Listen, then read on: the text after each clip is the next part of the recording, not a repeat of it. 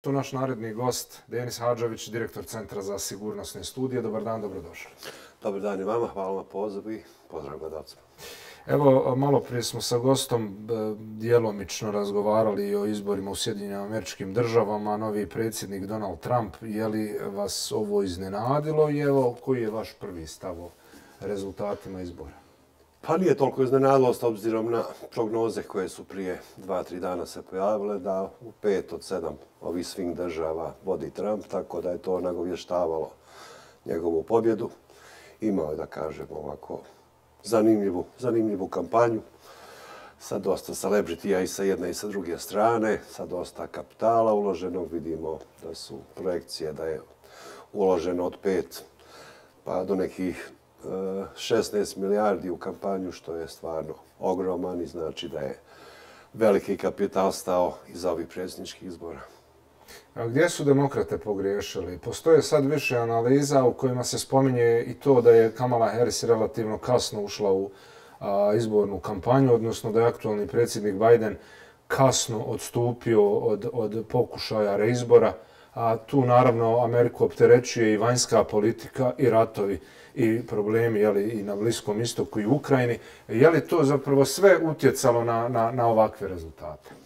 Pa jeste relativno kasno povlačenje Bidena je svakako ucalo, nisu se provele adekvatne procedure unutar Demokratske stranke i drugo, promovisala je svoju kampanju na Bidenovim ostvarenjima sa kojima nisu zadovoljni ni glasači ni sa ekonomijom, a ni sa vanjskom politikom, jeli posebno odnosom prema Gazi, tako da je i dobar dio glasača nije bio zadovoljan tom politikom i vjerojatno se to ostvarilo i na terenu i da će ukazali povjerenje Trumpu da bi promijenili nešto i u vanjskoj politici, ali i unutrašnjoj koja je više nego opterećavajuća. Vidimo i to raslojavanje u samoj Americi i ekonomija koja može biti svakako bolja i taj strah od migracija na kojem je dosta toga Trump i radio kako bi smanjio taj strah od migracija i kako bi nastavio sa svojim zidom, odnosno utjecajem sigurnosnim po građane koji dolaze od strane migranata iz Južne Amerike i ostalih dijelova svijeta. Nekoliko dana prije izbora sam pratio također na stranim portalima ponovo pokušaj ulaska migranata preko grada El Paso, u Teksasu koji graniči sa Meksikom i ona improvizovana ograda koju pokušavaju oboriti. Trump je u svom prvom mandatu najavio početak izgradnje ogromnog zida prema Meksiku. Hoće li njegove ove 4 godine biti tako radikalne, da kažem, prema migrantima, s obzirom na to da nakon ove 4 godine neće više imati priliku za ponovni izbor, jer jedan mandat je već odradio, i hoće li pokušati u naredne 4 godine da ostvari što više onih svojih zamisli još iz prvog mandata? Pa svakako je sad mudri i iskusni za jedan mandat.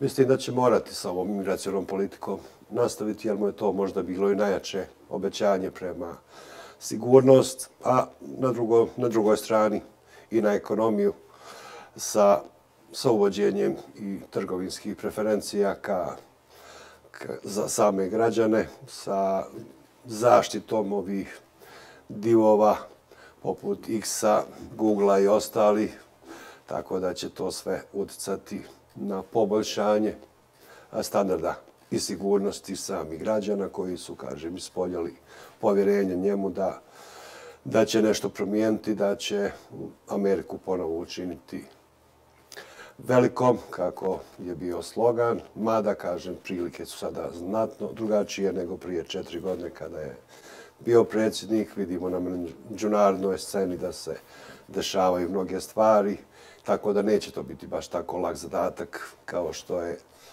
u svojim obećanjima ispoljavao. Mnogo teže će se ponovo Amerika nametnuti kao hegemone. Sad da li će se on zatvoriti prema međunarodnim organizacijama i raditi ono što je u prošlom mandatu, što će možda najviše štetiti Evropi. To ostaje da se vidi, jer dosta je toga dao u svojim predizbornim obećanjima, ali kažem, mislim da će ova sigurnost, migracije i zaštita velikih kompanija, odnosno ekonomskih interesa Amerike biti u prvom planu. Tako da će možda birati i nekog nasljednika. Evo vidimo da Elon Musk ima velikih ambicija i da će dobiti neku poziciju unutar nove administracije, tako da će možda trasirati put za nekog sličnih kapaciteta, pa eto, ne bi se kladio da nema ambicija. Imperiju je izgladio, slični su profili u realnom sektoru i padovi i usponi, tako da i vidimo da je sad dao mnoge svoje kapacitete Elon Musku podršci, možda je bio taj jezičak koji je prevagnuo u korist Trumpa. Trump je u prvom mandatu bio prilično zatvoren prema NATO-u, skoro pa najavio istupanje iz NATO-a, mada ne znam je li to praktički nemoguće. Rekli ste da su ipak neke stvari promijenile, da nije kao u njegovom prethodnom mandatu, no ipak zatvorenost prema Evropi, odnosno Evropskoj uniji, ako ništa, možda u vidu povećanja taksi na uvoz roba iz Evrope bi moglo stvoriti novi ekonomski problem između Evropske unije i SAD-a. Znamo da su se rano jutros već susreli ili čuli telefonom, valjda imaju neke moderne tehnologije, Scholz i Macron. Znači, Evropa se već priprema kako da reaguje u narednim sedmicama, odnosno od januara 2025. Pa svakako će mnogo značiti za Evropu ako se ostvare ova njegova predviđanja. Tu u prvom redu mislimo na energiju. Vidimo da je Trump skloniji starim izvorima energije, da će se i dalje gas i ugalj biti u prioritetu njegovih politika. To će svakako značiti nazadak evropskom putu ka zaštiti okoline sa green agendom. Spomenuli ste trgovinu, ako uvede carine ponovo, poveća carine na evropske proizvode kao što je to nagovještavao, svakako će za ekonomije poput Njemačke to značiti dalju recesiju. Vidimo da su i sada u problemima, ali bi to bilo možda i pogubno po njih. Onda će se Evropska unija morati ukrenuti, htjeli ne htjeli Kine. Pa jeste tako da se trgovinski i počeli su u prošlom mandatu trgovinski pregovori između Evrope i Kine da se malo poboljšaju, što ne ide u skladu sa politikama ni Evropske unije trenutnim, da će se zaštititi od kineskog utjecaja. Vidimo, kažem, to će se odrasti na vanjsku i sigurnosnu politiku Evrope. Planirano je da se ulaže mnogo više u vojno-industrijske komplekse u Evropi kako ne bi toliko ovisila o Americi i 75% sredstava od kako je počeo rat u Ukrajini su morali kupiti u Americi jer nemaju dovoljno dostatnih izvora naoružanja i opreme u Evropi, tako da su odlučili ojačati taj kompleks, da li će i u kojoj mjeri će im to dozvoliti sada nova administracija.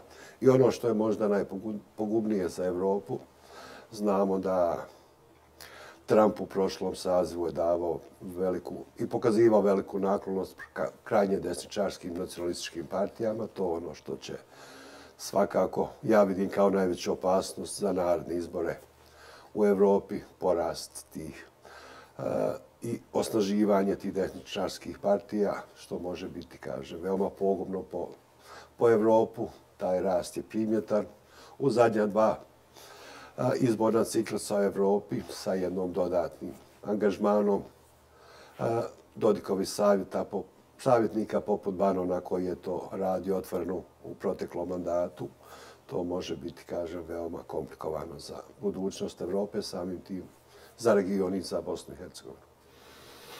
Interesantna poruka predsjednika Ukrajine jutros, nakon čestitki na izboru predsjednika Trumpa, rekao je, ako su kolege to dobro prevele, ali ne sumnjam da jesu, čitao sam, ne znam, sam čitao originalnu poruku, doduše ukrajinski jezik ne poznajem, čitao sam na engleskom, je dobro prevedeno na engleski, da je rekao da se nada da će Sjedinjene Američke Države Ukrajini donijeti pravedan mir. Dakle, u ovom trenutku Zelenski više ne traži i ne zahtijeva vojnu pomoć od SAD-a da se bori protiv ruske agresije, nego kaže da se nada da će Amerika donijeti Ukrajini pravedan mir. Je li to dokaz da je Zelenski svjestan da će doći do kakvog takvog mira i da će se već morati uskoro možda sjesti sa Rusima za pregovarački sto.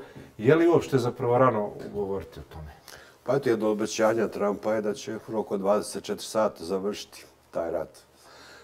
Ne može ga završiti povlačenjem zasigurno Rusije sa teritorija koje su već zauzele, a znamo stav republikanaca koji je bio oponent finansiranju i ulaganju Amerike u naoružanje i podršku Zelenskom, odnosno Ukrajini, tako da su tu demokrate vodile veliku bitku sa republikancima tokom zadnjeg odobrenja sredstava za finansiranje Ukrajine. Sada sa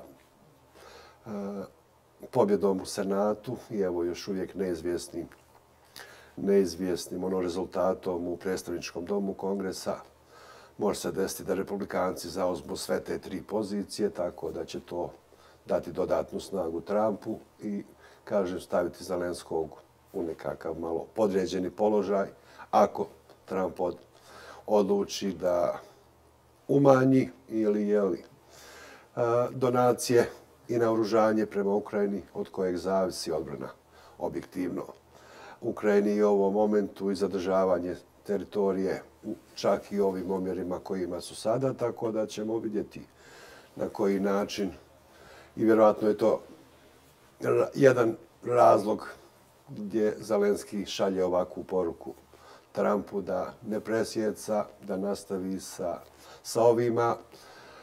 Nekim diplomatskim rješenjem se mora završiti ovaj rat kao što su svi prethodni tokom historije, tako da je malo Zelenski u nezavidnom sad položaju nego što je bio prije. Vidjet ćemo taj odnos Amerike i Rusije kako će izgledati i šta će donijeti i po globalni svijet i samim tim po Ukrajinu, ali i naš region. Ja se malo i plašim šta će sadržavati jedan takav dil ako do njega dođe, kakvi će uslovi biti i na jednoj i na drugoj strani. To sam vas htio pitati, ali evo prije tog težeg dijela razgovora, ovih dana se obilježava 29. godina Dejtonskog mirovnog sporazuma, vođen od 1. do 21. novembra u Ohaju, u bazi Wright-Patterson. Znamo nakon zaključenja i potpisa u decembru u Parizu da je rečeno, a i danas tvrdi većina probosanskih strana, da je taj mir ipak bio nepravedan. Je li Ukrajinu zapravo očekuje scenario, hajmo ga nazvati kolokvijalno Dayton 2? Pa moguće, teško ćete, kažem, natjerati Putina da odustane od onoga što je već zauzeo teritorije, da li to može. A na drugoj strani, je li postoji uvijek bojazan u nedostatku naoružanja, vidimo da je problem i sa ljudstvom već polako prisutan u Ukrajini. Dosta građana je napustilo Ukrajinu, tako da ta mobilizacija novih snaga je prilično neizvjesna. Vidimo čak da je Putin nagovorio svog prijatelja iz Sjeverne Koreje da mu pošalje dodatne snage i vojnike na ukrajinski rat, tako da to sve otežava poziciju Ukrajine. Ono što se ne smije dozvoliti ni Evropa, a ni sama Ukrajina, da Putin zauzme čitav teritorij Ukrajine, što bi bilo katastrofalno i po Evropu i po, kažem, i po samu i Ameriku i sve, ali u nedostatku podrške koja je do sada bila, i to je jedan od mogućih scenarija koji niko ne priželjkuje. A u Gruziji na izborima pobjedila stranka koja je bliska Rusiji. Tačno, tako da vidimo da je utjecaj Rusije snažan i oni ne kriju pretenzije da zauzmu čitavu Ukrajinu. Jednostavno, ako se ne budu imali čime braniti, ali ako izostane ta podrška Amerike, to bi bilo katastrofa. Mislim da je svjestan toga i sami Trump i da će nastojati možda u okvirima sadašnjih teritorijalnih razgraničenja pokušati uspostaviti nekakav mir. Je li zamrznuti sukob kao u Armeniji i Azerbejdžanu trajao je koliko, 30 godina? Skoro. Tačno je to, vidjet ćemo šta će se dešavati, ali mislim da ni Trump neće baš donositi tako brza rješenja, bez obzira na predzborne predizborna obećanja, ali će nastojati veći mu interes da taj rat okonča u Ukrajini nego što mu je interes da to uradi na Bliskom istoku. Kako će se to reflektovati na ostatak, odnosno na Zapadni Balkan? Prije svega, kako očekujete da će se dalje razvijati pregovori u vezi sa statusom Kosova i hoće li rješenja u Ukrajini, kakva god da budu, stvoriti dodatne političke tenzije u Bosni i Hercegovini? Pa ne očekujem neke pretjerane tenzije. Mi smo već jedan Trumpov mandat iskusili. Vidimo, neće svakako to uticati na Dejtonski mirovni sporazum. To je jedno čedo američko iza koga stoje oni tokom ovih 30 godina kada su se mijenjali i republikanci i demokrate, tako da je to zasigurno nešto što oni neće dati. Neće Amerika odustati ni od priznanja neovisnosti Kosova, tako da su to dva najvažnija parametra koji će zasigurno biti na snazi tokom mandata predsjednika Trumpa. Ono što može malo poremetiti to je taj kapital iz sjene. Vidimo nagovještaje nekih ulaganja ekonomskih u Srbiju, što može malo poboljšati poziciju Srbije u odnosu na region, ali ipak ne do te mjere da mogu u značajnoj mjeri ugrožavati teritorijalne integritete ni Kosova, ni Bosne i Hercegovine. Tako da je to, mislim, i ova euforija koja je kod Dodika prisutna, možda slična onoj koja je bila i u Federaciji kada je pobjedio Biden, tako da ja ne bi očekivao neke dramatičnije promjene u odnosu na novi mandat Trumpa za region. Kažem, kapital može iz sjene malo pojačati neke snage, ali ipak ne toliko. A jednostavno, kažem, možda i ovim ostalim dijelovima regiona koji nisu, možda se treba neprijatelja, ako ne možete pobijediti, približite mu se, tako da je to možda najbolja formula. Obucite crvenu kravatu i iskažite svoje poštovanje onome što je demokratski svijet Amerike izabrao za svog predsjednika i na samim tim ostvariti svoje najbolje interese u okviru datih politika. Mnogo čestitki od jutros upućeno novom američkom predsjedniku, a naravno čestitali i članovi predsjedništva Bećirović Komšić, također čestitao i gospodin Dragan Čović jutros, ali odmah spomenuo, nije rekao ugroženost, nego legitimno predstavljanje Hrvata. Pa dobro, svako ima mogućnosti, svako izražava svoje interese i prilikom ovakvih čestitki, tako da je to, treba se boriti, kažem. 95. su ratna dešavanja okončana u Bosni i Hercegovini, tada je tek nastupio rat na političkom nivou, tako da se koriste sva sredstva i sve je opravdano da se ostvari što bolja pozicija ovim mirnodopskim sredstvima, ali rat traje, svjedoci smo na svim poljima, tako da treba raditi najbolje što je u interesu vašeg naroda, pa eto i promovisati ovim putem probleme sa kojima mislite da je vaš narod opterećen. Jučer, da li ste imali priliku pratiti, s obzirom na to da se dešavalo u isto vrijeme kada i izbori u Sjedinjenim Američkim Državama, velike demonstracije, poslije toga i neredi u Novom Sadu, nakon nesreće koja se desila prije nekoliko dana, u kojoj je poginulo 14 građana i građanki Novog Sada, na kraju i dolazak predsjednika Vučića u Novi Sad. Spominje se i to da su i ti neredi poluizrežirani. Generalno, eto, turbulentno i kod naših istočnih susjeda. Pa istakao bi možda tri stvari u ovim dešavanjima. Prvo, demokratski kapacitet Srbije da izađe na proteste, ono što nedostaje u Bosni i Hercegovini unutar svih problemima.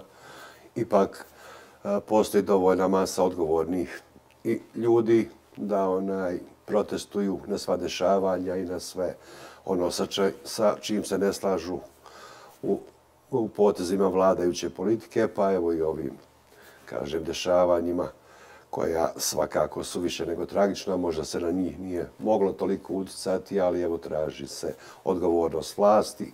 Ono što je drugo, To je ovaj nasilni karakter koji svakako ne treba podržati i nije priličan jednom razvijenom demokratskom društvu. I treće, vrlo isto važna činjenica koja da je ministar njihov dao ostavku, tako da i tu pri tome se pokazuje jedna odgovornost i svjesnost vladajuće politike da to sve, kažem, 3 poruke možda koje su i za Bosnu primjenjive i koje bi trebali slijediti od odgovornosti političara. Vidimo da nijedan političar, ni politički lider, nijako mu izgubi njegova stranka na izborima, nijako se dešavaju dojave bombi, ako kriminal uzima maha, ako se desi ovo kao što se desilo u Jablanici, vidimo da ako fali para u budžetu da niko apsolutno ne preuzima odgovornost, tako da je,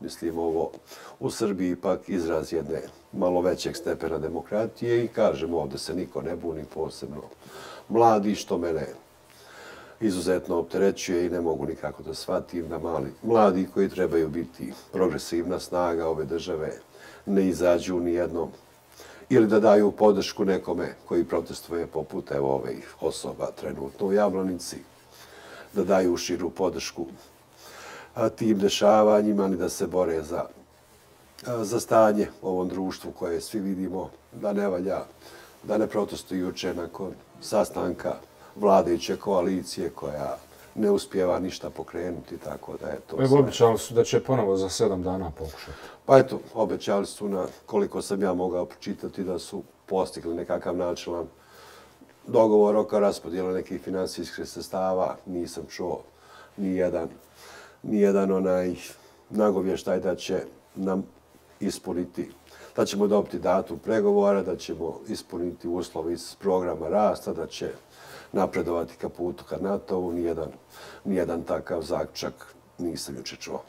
Kad ste već spomenuli početak pregovora, nedavno ste juče objavili zanimljivo istraživanje upravo vašeg Centra za sigurnosne studije u kojem ste zapravo došli do podatka da su građani Bosne i Hercegovine ne poprilično, nego jako nezainteresovani za euroatlantske integracije.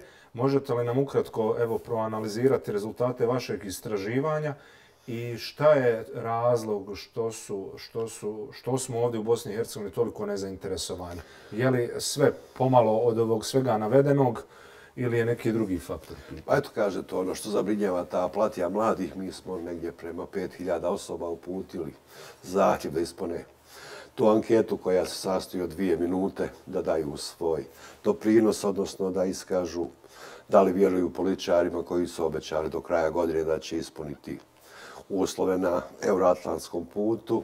Od tih skoro 5000 samo je 200 odgovorilo, što ukazuje na jednu nezainteresovanost koja je zabrinjava i koja se mora, kažem, možda podrobnije analizirati zašto niko ne obraća pažnju na ono što rade političari. I to je od interesa za sve nas, posebno za mlade, da grade budućnost u Bosni i Hercegovini i da utiču. Ja sam svojevremeno ukazivao svim mladima i na nekim svojim predavanjima da se uključe u političke partije, da naprave taj jedan iskorak u odnosu na ovo što imamo trenutno. Nažalost, toga nije bilo, ali evo kažem, jedna apatija koja je zavladala je zasigurno zabrinjavajuća za sve nas i za ove koji radimo i koji ćemo ubrzo očekivati od tih mladih da iznesu budućnost naše zemlje i da nam donesu prosperitet.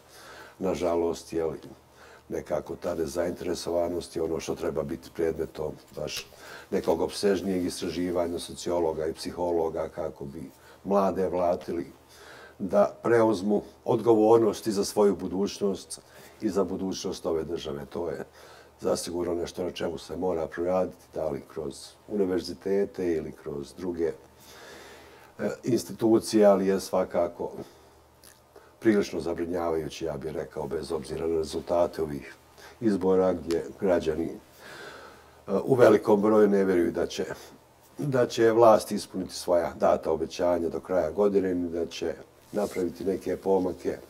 Čak, evo kažem, i ono što zabrinjava od tih mladih koji su dali odgovor na svoja pitanja, da ne znaju ni koje su institucije u Bosni i Hercegovini zadužene za vanjsku politiku Bosne i Hercegovine. To je svakako nešto što je poražavajuće. Evo dobar naziv za knjigu. Psihologija bosansko-hercegovačke građanske apatije.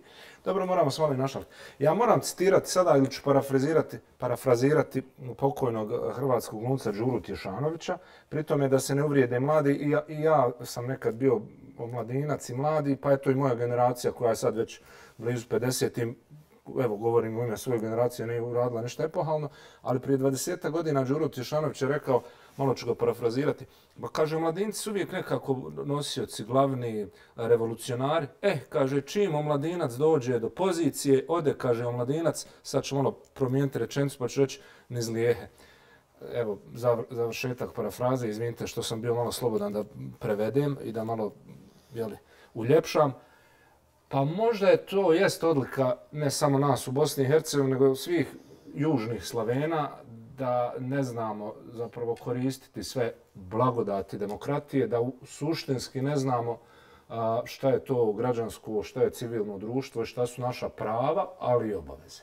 Naravno, kažem nekako, mladi, a i većina političara politiku doživljava kao mogućnost bogaćenja, a ne unapređenja stanja u kompletnom društvu, tako da bi se složio s tom konstatacijom da čim uđu u politiku nekako ne zauzimaju progresivnije, ne daju nekakav značajniji doprinos, nego se uklope u postojeće kalupe i vjerovatno i oni samo razmišljaju o benefitima koji donosi politika, koja je nažalost postala najprofitabilnije zanimanje u Bosni i Hercegovini. Tako reći, ukalupe se. Evo za kraj još jedno pitanje. Malo smo produžili ovaj razgovor, neće zamjeriti gledalci, dugo niste bili naš gost, evo konkretno u emisiji Špica. Za kraj, a to će nam biti uvod i za našeg narednog gosta, javit će nam se gospodin Alija Tabaković, predsjednik Kluba Bošnjaka u Vijeću naroda RS. Samo kratko vaš stav. Narodna skupština Republike Srpske je donijela dva, u principu, sporna zakona, već iz Vijeća naroda, odnosno iz Kluba Bošnjaka, najavljuju veto, odnosno povlačenje vitalnog nacionalnog interesa. Kratko vaš komentar. Pa zadnje 2 godine na skoro svakoj sjednici Narodne skupštine imamo jedan zakon sličan ovome koji uznemirava manjinske narode u tom dijelu entiteta. Sada se to još možda malo intenziviralo sa Svesrpskim saborom, sa jednom politikom koja je kreirana u Beogradu, koja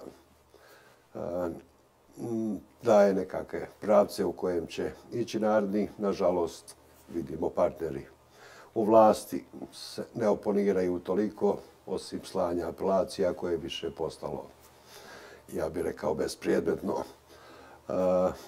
i veoma slabo doprinosi unapređenju tih odnosa. Tako da je to sve nešto čemu ćemo vjerovatno svjedočiti u narednom periodu, a nekako je blag odgovor od strane partnera u vlasti koji imaju pravo da od svojih partnera u vlasti s kojima obnašaju dužnosti na državnom i na federalnom nivou traže da se ispoštuju prava i da se možda ovakve provokacije ne dešavaju svaki put. Hvala vam lijepa.